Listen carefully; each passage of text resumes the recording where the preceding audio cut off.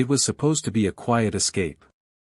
Just two best friends, Mark and Elias, taking a break from city life, heading deep into the Nevada wilderness. No phones.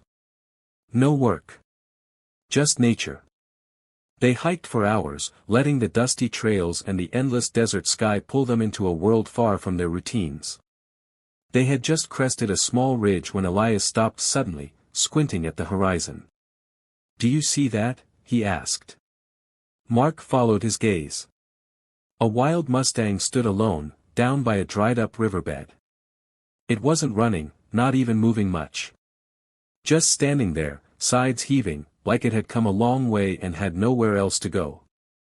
Wild Mustangs usually bolt at the first sight of humans. But this one didn't.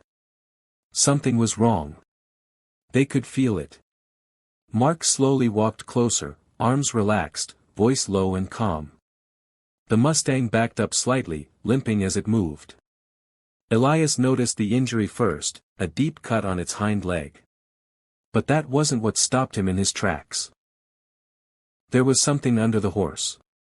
At first it looked like a bundle of rags or maybe a fallen pack. But then it moved. Mark's breath caught. It was a child. A small girl, curled up in the dirt, half covered in dust and scratches. Her eyes were barely open. "Oh my God," Elias whispered. "She's alive." They didn't scream. They couldn't. Everything felt like it had stopped moving. The Mustang stood protectively over the girl, his head low, eyes locked on the two men. He wasn't aggressive. But he wasn't letting them take her easily either. Mark knelt slowly. "We're here to help," he whispered. "You've done your part. Let us take it from here." Minutes passed before the horse shifted, just enough for Elias to slip his jacket around the girl. She stirred, her lips cracking open. "Horse, stayed," she murmured. They carried her carefully. She was dehydrated, bruised, but alive. The Mustang limped behind them, keeping pace but never getting too close.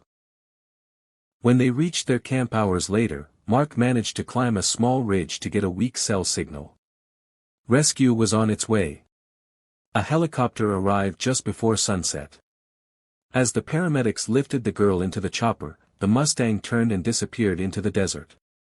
The doctors said the girl had been missing for 2 days. Her name was Mia. She'd been abducted from a nearby town. The man who took her had crashed his car during a storm in the desert. Mia escaped, wandering alone for miles before collapsing from exhaustion. That's when the Mustang found her. Wildlife officials later identified the horse. Locals called him Ghost. He was known for appearing and vanishing at will. No one had ever caught him. Some said he was a legend. Now, he was something more. News of the rescue spread quickly. Headlines everywhere read, "Wild Mustang protects kidnapped girl."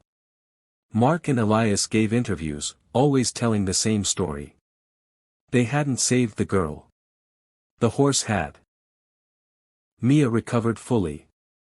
She started drawing pictures of horses, always. Mia recovered fully. She started drawing pictures of horses, always one horse, standing tall and proud, with sad eyes and a scar on its leg. She insisted Ghost had stayed with her the whole time. Kept her warm at night. Scared off coyotes. Shielded her from the sun. Every year, on the day of her rescue, Mia and her parents returned to the desert. They walked the old trail where she was found. They leave flowers and apples near the canyon. Sometimes, when the wind is just right, they find hoofprints in the sand. No one sees him. But they know he's there. Ghost, the guardian of the desert. Watching. Waiting. Protecting.